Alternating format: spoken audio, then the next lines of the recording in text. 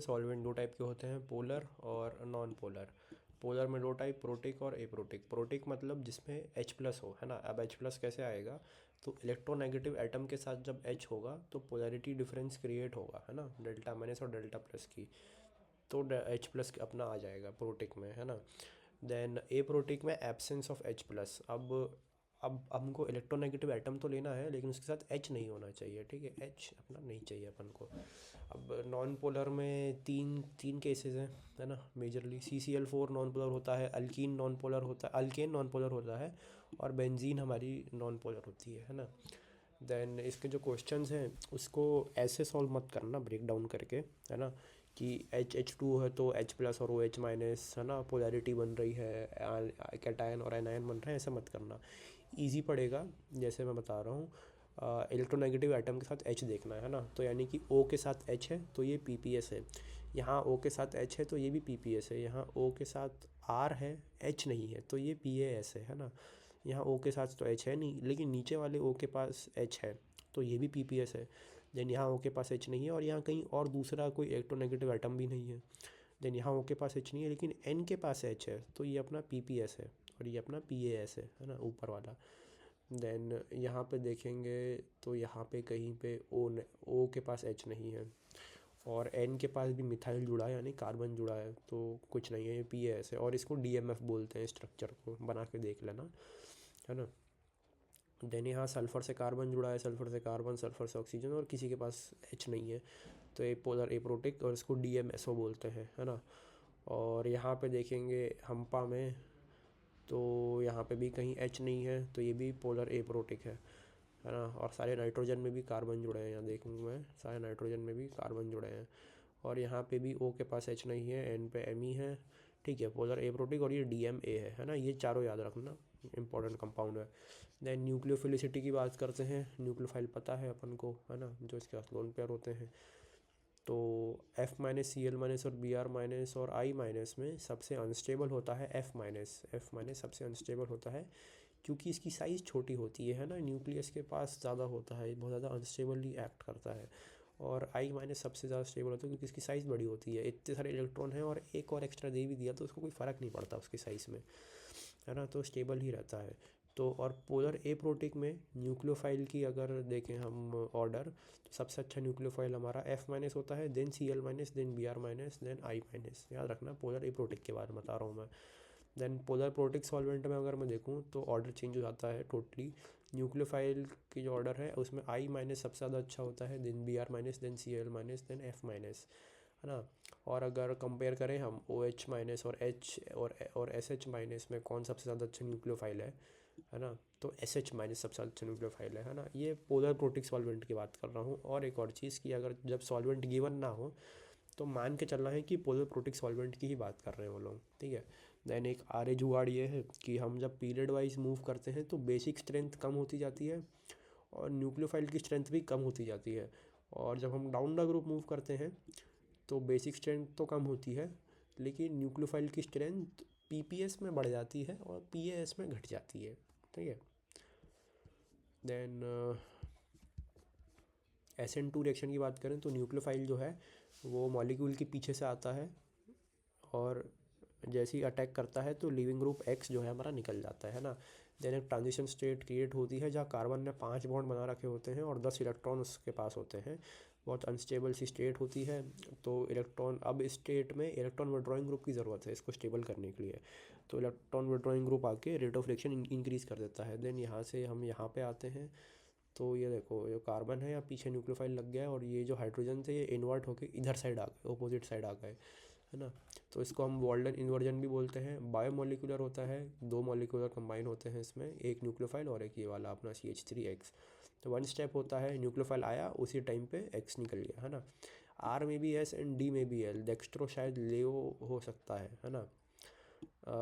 sp2 transition state अपनी वाली जो ट्रांजिशन स्टेट है ये अपनी sp2 है। Highly unstable due to 10 electrons, है ना, और उसी को स्टेबल करने के लिए हमें EWG चाहिए जो कि इंक्रीज़ करेगा रेट ऑफ रिएक्शन। देन इसके फैक्टर्स जो हैं, हाई कंसनट्रेशन ऑफ न्यूक्लियोफाइल चाहिए तभी जल्दी SN2 होगा। Nucleophilicity must be good, nucleophile अच्छा भी होना चाहिए और हाई कंसनट्रेशन का भी होना चाहिए। हिंड्रेंस भी कम होनी चाहिए तभी जल्दी होगा, है ना। अब हिंड्रेंस कम किस में होती है, 1 डिग्री वाले एक्स में, है ना। 1 डिग्री वाला ज़्यादा रेट ऑफ रिएक्शन देता है as compare to 2 degree, then 3 degree. Then leaving group भी अच्छा होना चाहिए, तो न्यूक्लियोफाइल आते आते ही निकल जाएगा साला वो, है ना। तो आर आई सबसे अच्छा लिविंग ग्रुप होता है, then R B R, then R C L, और आर एफ तो लिविंग ग्रुप है भी नहीं, छोड़ता ही नहीं ज़्यादातर, है ना। देन इलेक्ट्रॉन विड्रॉइंग ग्रुप जो है हमारा इंक्रीज़ करता है रेट ऑफ रिएक्शन। देन उसके बाद क्वेश्चंस पे देखें तो पहली प्रायोरिटी तो यही है, रेजोनेंस को देना है अपन को, है ना। इलेक्ट्रॉन विड्रॉइंग ग्रुप स्टेबलाइज करेगा ट्रांजिशन स्टेट को। तो पहले क्वेश्चन में देखें तो पीएच भी हमारा -R शो करेगा, और ये CO बॉन्ड जो है ये भी इलेक्ट्रॉन विड्रॉइंग ग्रुप है, तो ये -R शो करेगा। तो पी तो सबसे पहले आ जाएगा। देन इन तीनों में देखें तो CH3 CH3 CH3, ये तो हिंड्रेंस से करना है अपन को, ठीक है। तो एस में सबसे ज़्यादा हिंड्रेंस है, जन उससे कम हिंड्रेंस आर में है, तो सबसे कम हिंड्रेंस क्यू में है। तो पी वाला सबसे आगे, देन क्यू में सबसे कम हिंड्रेंस है तो जल्दी SN2 कर लेगा। देन इन दोनों में इसमें कम हिंड्रेंस है, और सबसे गंदा हिंड्रेंस एस में है, तो एस वाला लास्ट में SN2 करेगा। देन PQR नीचे देखेंगे तो PH हमारा -R शो करेगा, तो इलेक्ट्रॉन विड्रॉइंग से ये तो हो गया। देन ये वाला भी रेजोनेंस करेगा, Cl के लोन पेयर ये डबल बॉन्ड के साथ, तो ये भी रेजोनेंस कर रहे हैं। तो P सबसे आगे, देन अपना R, देन ये हिंड्रेंस के चक्कर में Q। देन ये देखें अपन NaOH 1 मोलर लिया, NaOH 2 मोलर, और NaSH 2 मोलर। तो इलेक्ट्रोफाइल न्यूक्लियोफाइल कौन कौन से हो गए, OH- और SH-। तो पीछे देखा था अपन ने SH- ज़्यादा अच्छा न्यूक्लियोफाइल होता है ना। और है ना, तो ये तो पहले आ गया। अब इन दोनों में अपन ने एक चीज़ पढ़ी थी कि न्यूक्लियोफाइल की कंसंट्रेशन ज़्यादा होनी चाहिए SN2 करने के लिए। तो ये 2 मोलर है ये वाला, है ना। तो ये ज़्यादा अच्छा है, तो यानी कि RQP। ये SN1 रिएक्शन, तो SN1 हमारी यूनिमोलिकुलर रिएक्शन है। इसमें हम CH3X लेंगे, लेकिन हम इसको लेंगे PPS की प्रेजेंस में, है ना। PPS कौन हो सकते हैं, पिछले पढ़ चुके हैं, H2O हो सकता है, tertiary butyl alcohol, ROH, RCOH, कुछ भी हो सकता है, ठीक है। तो इसकी प्रेजेंस में हम लेंगे, तो यहाँ पोलैरिटी डिफरेंस क्रिएट होगा CH3X में, है ना। और इस चक्कर में CH3 के साथ X जो है वो टूट जाएगा, और यही हमारी RDS है, सबसे स्लोएस्ट प्रोसेस। तो कार्बोकटायन और X- में ये टूटेगा। अब जो न्यूक्लियोफाइल है वो N- कैरी कर रहा है ना, तो यहाँ से वो कंबाइन आके ये एक नया मॉलिक्यूल बन जाएगा, ठीक है। तो रेट ऑफ रिएक्शन हमारी डिपेंड करेगी स्टेबिलिटी ऑफ कैटायन पे, और एक electron donating group will increase the rate of reaction, है ना। क्योंकि यहाँ कार्बोकटायन बन रहा है, तो इसको स्टेबलाइज करने के लिए इलेक्ट्रॉन डोनेटिंग ग्रुप चाहिए। लिविंग ग्रुप अच्छा होना चाहिए ताकि PPS को कमज़ोर लगाना पड़े, और जब डिग्री सेम हो तब ब्रांचिंग चेक करनी है अपन को, है ना। जितनी ज़्यादा ब्रांचिंग उतनी ज़्यादा रेट ऑफ रिएक्शन इंक्रीज करे। तीन चीज़ों का ध्यान रखना है कि सबसे पहले हमको स्टेबिलिटी ऑफ कार्बोकटायन देखनी है ना। और देन अगर डिग्री सेम हुई, जैसे 3 डिग्री पे सबसे ज़्यादा स्टेबल होता है कार्बोकटायन, देन सेकंड पे और फर्स्ट पे अगर डिग्री सेम हुई तो हम देखेंगे उसकी ब्रांचिंग, जितनी ज़्यादा ब्रांचिंग उतने ज़्यादा रेट ऑफ रिएक्शन, उतने ज़्यादा SN1 होने के चांसेस, ठीक है। तो अगर मैं यहाँ से Cl निकालूंगा तो 3 डिग्री बनेगा, यहाँ से Cl निकालूंगा तो 2 डिग्री बनेगा, यहाँ से निकालूंगा 1 डिग्री, यहाँ से निकालूंगा 1 डिग्री, ये तो भाड़ में गया। 3 और 2 में 3 पहले आएगा, तो P पहले लिखूंगा, फिर Q। और अब R और S में देखूंगा मैं, तो अब डिग्री सेम है तो मैं ब्रांच से देखूंगा, है ना। तो इसमें ब्रांचिंग नहीं है, इसमें ये वाली ब्रांच मिल गई अपन को, है ना।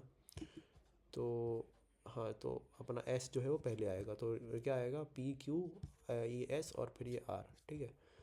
देन सेकेंड क्वेश्चन में देखेंगे तो यहाँ से Cl निकाला तो भी 3 डिग्री, यहाँ कार्बोकटाइन 3 डिग्री वाला, यहाँ Cl निकालेंगे तो यहाँ पे भी कार्बोकटाइन 3 डिग्री वाला। अब सेम है तो ब्रांचिंग देखो, ब्रांचिंग भाई यहाँ भयंकर ब्रांचिंग, तो ये पहले आएगा, है ना। देन अगर मैं यहाँ पे देखूँगा तो यहाँ से Cl निकाला तो यहाँ पॉजिटिव, ठीक है। यहाँ पे 3 डिग्री पॉजिटिव, यहाँ पे 2 डिग्री पॉजिटिव, लेकिन यहाँ बेंजीन के साथ ये रेजोनेंस कर रहा है, तो resonance is far much, carbocation rearrangement से ज़्यादा वो होता है रेजोनेंस की पावर। तो रेजोनेंस वाला पहले, यानी कि P तो पहले। इन दोनों में देखेंगे तो 3 डिग्री और 2 डिग्री, 3 डिग्री वाला पहले, तो PQR आ गया अपना। सिंपल। देन उसके बाद हाँ, कौन कौन से SN1 SN2 नहीं करते, तो बेंजीन के साथ अगर कोई भी X जुड़ा है तो वो नहीं करेगा क्योंकि पार्शियल डबल बॉन्ड। देन ये भी पार्शियल डबल बॉन्ड वाले है ना, अल्कीन के साथ। देन ये तो बरेट्स रूल की वजह से नहीं कर सकता, X निकालोगे हम पॉजिटिव बन जाएगा जो कि पॉसिबल ही नहीं है। देन उसके बाद हम एप्लीकेशन ऑफ SN में आएंगे। उससे पहले ये याद रखना है अपन को कि Ag को X पसंद है, फॉस्फोरस को ऑक्सीजन पसंद है, जिंक को भी ऑक्सीजन पसंद है, सल्फर को भी ऑक्सीजन पसंद है ना। और रिएक्शन विथ Hg अपन कराएंगे तो अगर Hg और Cl का PPT बन रहा है तो वाइट PPT आएगा, और AgBr की PPT pale yellow PPT, AgI की येलो PPT बनेगी, ठीक है। देन Rx को हम 60 डिफरेंट चीज़ से रिएक्ट करेंगे तो क्या क्या निकल के आएगा वो पढ़ते हैं। तो Rx को हम AgF के साथ रिएक्ट करेंगे तो RF और AgX बनेगा, है ना। Ag प्लस और F माइनस में टूटा, R प्लस और X माइनस में टूटा, तो प्लस माइनस को अरेंज करेंगे तो RF और प्लस AgX आएगा। और यही हमारी स्वार्ट्स रिएक्शन भी होती है ना। अब AgF की जगह मैं कोबाल्ट F2 भी ले सकता था, SbF3 भी ले सकता था, Hg2F2 भी ले सकता था, ठीक है। वैसे ही KCN में RCN बनेगा और AgCN में RNC बनेगा। अब ये दोनों एक दूसरे के फंक्शनल आइसोमर हैं। वैसे ही RX के साथ KNO2 लूँगा तो RNO2 बनेगा, AgNO2 लूँगा तो RNO2 बनेगा। मॉइस्ट H2O में मॉइस्चर है यानी कि वाटर है, तो वाटर H प्लस और OH माइनस में टूटेगा, तो जो हमारा R प्लस है हमारा OH माइनस को पकड़ेगा तो ROH बनेगा, यहाँ पे अल्कोहल बनने लगेगा, ठीक है। अब ड्राई Ag2O में हमारा ROR बनेगा, यही ईथर होता है मेरे ख्याल से, राइट। देन हेलोजन एक्सचेंज कौन सी रिएक्शन होती है, फिंकलस्टीन रिएक्शन होती है ना। तो RX में RX प्लस NaI लूँगा मैं ड्राई एसीटोन की प्रेजेंस में तो Ri प्लस NaX बनेगा। अल्केन फ्रॉम अल्कोहल, तो अल्कोहल से कैसे करेंगे, चार मेथड है। आप अल्कोहल में HX डाल दो तो RX बनेगा, आप अल्कोहल में PX3 या रेड फॉस्फोरस के साथ X2 डाल दो तो RX बनेगा। अब इसमें X ज़्यादातर ब्रोमीन या फिर अपना क्लोरीन होता है ना, तो PBr3 या फिर PCl3 या है ना, या फिर रेड फॉस्फोरस के साथ Br2 ले लेंगे या CCl2 ले लेंगे। और PCl5 है ना, अल्कोहल के साथ आप PCl5 या PBr5 ले लोगे तो RX बन जाएगा हमारा। देन SOCl2 ले लेंगे तो RCl बन जाएगा, है ना। तो आगे पढ़ते हैं अपन रिएक्शन विद अल्कोहल। तो अल्कोहल में HX डाला, RX बना, तो अल्कोहल का जो O का जो लोन पेयर है वो हमारा H प्लस ले लेगा तो OH2 प्लस बनेगा, है ना। और ये O ज़्यादा अनस्टेबल हो जाता है पॉजिटिव चार्ज पे, तो ये H2O बन के बाहर निकलेगा और कैटायन अलग हो जाएगा R प्लस हमारा। और R प्लस और जो X माइनस थे वो कंबाइन होकर RX बना लेंगे, तो कार्बोकैटायन फॉर्म हुआ। रीअरेंजमेंट पॉसिबल है इस कार्बोकैटायन की, है ना। Then electron donating group will increase the rate because it will stabilise R plus. Then HI, अगर हम HI लेंगे HX में तो कोई कंडीशन रिक्वायर्ड नहीं है, आपको बस NaI और H3PO4 डालना है, आपका RI बन के निकल जाएगा। लेकिन अगर आप NaI के साथ H2SO4 डालोगे, NaI के साथ H2SO4, तो वो रिएक्शन होगी नहीं, क्योंकि NaI और H2SO4 ऑक्सीडाइज करके I2 बना लेंगे और I2 अल्कोहल के साथ रिएक्ट नहीं करेगा और अल्कोहल के नहीं बनेगा। जब आप HBr लोगे तो HBr के लिए आपको स्लाइटली हीटिंग करनी पड़ेगी, और आप अगर आप NaBr के साथ H2SO4 लोगे या फिर H3PO4 लोगे तो हो जाएगा, है ना। देन HCl में हीटिंग चाहिए भैया, है ना। अब या तो अब ड्राई HCl लो या फिर लुइस एसिड लो उसके साथ। तो क्या करेगा, लुइस एसिड इलेक्ट्रॉन खींच लेगा जितने लोन पेयर वाला पार्ट है और सिर्फ एसिड छोड़ देगा वो, तो एसिड रिएक्ट कर जाएगा, यहाँ से पानी बन के निकलेगा और RX बन जाएगा, समझ गए। देन अगर मैं कंसनट्रेटेड HCl के साथ एनहाइड्रस ZnCl2 ले लूँगा तो ये एक रिएजेंट फॉर्म करेगा, उस रिएजेंट को बोलते हैं लूकास रिएजेंट, है ना। तो अब लूकास रिएजेंट को मैं अल्कोहल में डालूंगा, लेकिन मैं तीन टाइप का अल्कोहल लूँगा, एक 3 डिग्री वाला अल्कोहल, 2 डिग्री वाला, 1 डिग्री वाला। जब 3 डिग्री वाले अल्कोहल में डालूंगा तो 3 डिग्री वाला हमारा हेलो अल्किन बनेगा, है ना। RCl निकला हमारा SN1 मैकेनिज़्म से बनेगा वो, क्योंकि 3 अल्काइल ग्रुप हैं, पुश आउट करेंगे अल्कोहल को। देन क्लोरीन आके जुड़ जाएगा, और सेकेंड डिग्री वाले को लूँगा तो 2 डिग्री वाला क्लोरीन बनेगा हमारा। 2 अल्काइल ग्रुप हैं तो SN1 मैकेनिज़्म से ये भी होगा kick out. Then 1 degree alcohol में 1 डिग्री Cl बनेगा हमारा, ये SN2 से होगा क्योंकि हिंड्रेंस बहुत कम है तो SN2 को फॉलो करेगा ये, है ना। तो और अगर मैं टर्बिडिटी की बात करूँ तो 3 डिग्री वाला इमीडिएट टर्बिडिटी दिखाएगा, यानी कि इमीडिएट वाइट PPT फॉर्म करेगा हमारा। सेकेंड डिग्री वाला 5 से 7 मिनट लेगा, और थर्ड और 1 डिग्री वाला तो टर्बिडिटी दिखाएगा ही नहीं रूम टेम्परेचर पे, है ना। और इस पूरी प्रोसेस को ग्रूव प्रोसेस बोलते हैं हम। ग्रूव प्रोसेस का मतलब लूकास रिएजेंट बनाने से लेके उसको अल्कोहल में ऐड करके टर्बिडिटी लाने तक की प्रोसेस को हम ग्रूव प्रोसेस बोलेंगे, ठीक है। देन क्वेश्चन देखेंगे इनमें से कौन सा इमीडिएट टर्बिडिटी दिखाएगा। इमीडिएट टर्बिडिटी कौन दिखाते थे, 3 डिग्री वाले। तो ओ एच यहाँ से निकालूंगा, पॉजिटिव यहाँ बनेगा, ये 3 डिग्री कार्बोकेटाइन फॉर्म करेगा। यहाँ 1 डिग्री कार्बोटाइन, तो ये तो दिखाएगा नहीं। यहाँ 2 डिग्री, तो इमीडिएट तो नहीं दिखाएगा। देन अगर डी वाले में देखूँ तो यहाँ से ओ एच निकालूंगा तो इस कार्बन पे पॉजिटिव आएगा, और ये बेंजीन और ये पॉजिटिव चार्ज हमारा जो है ये रेजोनेंस करेगा। अब ये रेजोनेंस करेगा तो ये दिखाएगा भाई इमीडिएट टर्बिडिटी, क्योंकि 3 डिग्री 3 डिग्री की स्टेबिलिटी, और 3 डिग्री की स्टेबिलिटी से ज़्यादा स्टेबल है हमारा रेजोनेंस स्टेबलाइज है ना। तो ये तो शो करेगा। और बेंजीन पे ओ एच, ये बॉन्ड टूटेगी ही, क्योंकि ओ एच और ये ओ और बेंजीन पार्शियल डबल बॉन्ड पे है, तो बॉन्ड नहीं टूटेगी। ओ एच मैं यहाँ से निकालूंगा तो यहाँ पॉजिटिव 3 डिग्री वाला ये इमीडिएट टर्बिडिटी दिखाएगा। देन मैं यहाँ से ओ एच निकालूंगा तो यहाँ पॉजिटिव चार्ज आएगा, और ये डांसिंग रेजोनेंस करेगा। जो रेजोनेंस है तो यानी कि दिखाएगा इमीडिएट टर्बिडिटी है, 3 डिग्री से भी ज़्यादा स्टेबलाइज है। यहाँ पॉजिटिव बनेगा नहीं क्योंकि ब्रेड सूल लग जाएगा।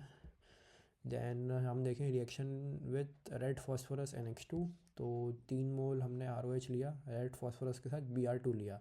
अब रेड फॉस्फोरस और Br2 बनाएगा PbR3, जिससे मिलेगा हमको RBr और H3PO3। ये फॉलो करता है SN2 मैकेनिज़्म और इन्वर्टेड प्रोडक्ट फॉर्म करेगा, ठीक है। देन वैसे ही हम अगर कोई अल्कोहल में PCl3 डाल देंगे तो OH की जगह Cl लगेगा, और ये SN2 मैकेनिज्म फॉर्म को फॉलो करेगा ये भी। तो यानी कि अगर वेज OH है तो डैश में Cl लगेगा, उसी पोजीशन पर आके डैश में Cl लग जाएगा। Then reaction with PCl5, alcohol में PCl5 ऐड करूँगा तो RCl बनेगा, HCl बनेगा और POCl3 बनेगा, ठीक है। SN2 मैकेनिज्म फॉलो होगा, इन्वर्जन फॉलो होगा। देन डार्जन्स प्रोसेस पे आए तो अल्कोहल में मैं SOCl2 डाल दूँगा। SOCl2 को हम बोलते हैं थाइनिल क्लोराइड। प्रोडक्ट क्या मिलेंगे, RCl, HCl, SO2, जिसमें से HCl और SO2 हमारा उड़ जाएगा, तो खाली RCl रह जाएगा। इसलिए ये इसको बोलते हैं best method to form an halo alkane, है ना, क्योंकि बेस्ट यील्ड निकल के आती है। गैसेस फॉर्म में सब उड़ गए, सॉलिड फॉर्म में ये रह गया नीचे, है ना। मैकेनिज़्म ये है कि ROH जो था उसमें O का लोन पेयर अटैक करेगा S पे, और वो किक कर देगा क्लोरीन को, और O और S की बॉन्डिंग हो जाएगी। ये ऐसी O और S की बॉन्डिंग हो गई, और हमारा जो यहाँ से H+ निकला था और यहाँ से Cl जो निकला था वो HCl बना, उड़ गया।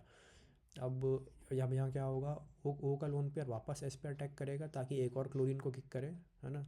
तो हमारे पास एक ट्रांजिशन स्टेट फॉर्म होगी जहाँ पे O और S की बॉन्डिंग हो रही होगी, क्योंकि O ने S पे अटैक किया था और S क्लोरीन को किक कर रहा था, तो S और क्लोरीन की जो बॉन्डिंग है वो टूट रही होगी, है ना। और क्लोरीन R को खींच रहा होगा, तो R और क्लोरीन की बॉन्डिंग बन रही होगी, और O और R की बॉन्डिंग टूट रही होगी। तो ऐसे स्क्वायर सा कुछ बन गया, तो इसको बोलेंगे 4 MCTS, 4 member cyclic transition state, है ना।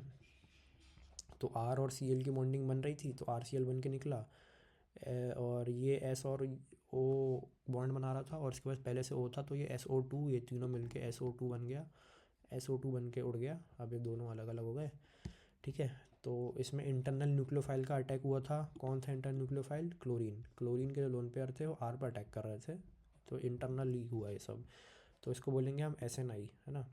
और SNI में रिटेंशन प्रोडक्ट फॉर्म होते हैं, रिटेंडेड प्रोडक्ट, ठीक है। और अगर हम थाइनिल क्लोराइड की जगह हम अगर पिरीडीन ले लेते तो SN2 मैकेनिज्म फॉलो होता और इन्वर्टेड प्रोडक्ट फॉर्म होते, ठीक है। जैसे यहाँ पे इन्होंने ROH के साथ ये लिया होता तो यहाँ कुछ और बन रहा होता, मतलब SN2 मैकेनिज्म फॉलो हो रहा होता, ठीक है।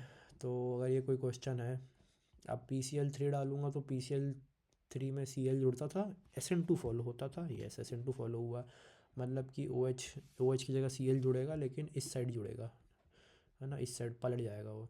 PCl5 भी SN2 फॉलो करता था, Cl जाएगा उस तरफ, SOCl2 हमारा SNI फॉलो करता था, तो Cl इसकी जगह लगेगा। देन SOCl2 में पिरीडीन डाल दिया, हाँ SOCl2 में पिरीडीन डाल दिया तो SN2 हो जाएगा। देन उसके बाद हेलो अल्केन बनाने के और 2-3 तरीके, कि फ़ोटो हेलोजेशन करा दो, अल्केन में क्लोरीन के साथ थोड़ी सनलाइट दिखा दोगे तो क्लोरीन ऐड हो जाएगा। देन अल्कीन में HX डाल दूंगा तो X ऐड हो जाएगा। ब्रोमीन में ये एंटी साइड्स ऐड हो जाएंगे, एक ब्रोमीन यहाँ एक ब्रोमीन यहाँ, ठीक है। देन उसके बाद अगर ये कुछ अल्कीन के साथ OH जुड़ा हुआ है, इसमें HBr डालूँगा